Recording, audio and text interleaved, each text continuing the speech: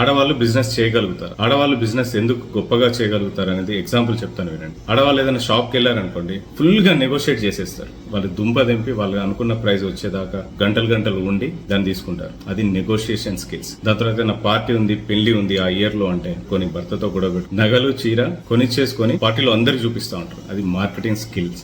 ఇంట్లో పిల్లల్ని, పని మనుషుల్ని, ఇల్లు మొత్తం మేనేజ్ చేస్తూ ఉంటారు. అది మేనేజ్మెంట్ స్కిల్స్. మా మదర్ అయితే మా నాన్న డ్యూటీకి వెళ్ళిన తర్వాత మిషన్ కుట్టేది, చిట్టీలు వేసేది, చీరలు కొనుక్కొని వచ్చి అమ్మేది, వడ్డీ వ్యాపారం చేసేది. మా బిజినెస్ లో మా వైఫ్ కూడా ఒక కీ రోల్ ప్లే చేస్తుంది. తను కో ఫౌండర్, నేను ఫౌండర్ ని. తను ఒక డైటీషియన్ కాబట్టి డైట్ లో న్యూ థింగ్స్ రీసెర్చ్ చేసి దాన్ని ఇంప్లిమెంట్ చేయడంలో గానీ, బిజినెస్ లో క్రైసిస్ మేనేజ్మెంట్ చాలా పర్ఫెక్ట్ గా చేస్తుంది. ప్లస్ ఇంట్లో పిల్లల్ని చూసుకోవడం, ఇంటి మేనేజ్మెంట్ మొత్తం చూసుకోవడం తనే చేస్తుంది. నేను ఇంకా 3 బిజినెస్ చూసుకునేలాగా నాకు సపోర్ట్ కూడా చేస్తుంది. సో ఇంట్లో మగవాళ్ళు ఆడవాళ్ళు కలిసి సంపాదిస్తేనే ఈ రోజుల్లో మంచి ఫ్యూచర్ ఉంటుంది. చాలా మంది కామెంట్ పెడుతున్నారు, నేను బయటకు వచ్చి ఎలా బిజినెస్ చేయాలన్నా అని. నాకు ఏదైనా ఐడియా చెప్పండి అని. కానీ ఆడవాళ్ళు దేంట్లో తక్కువ కాదు.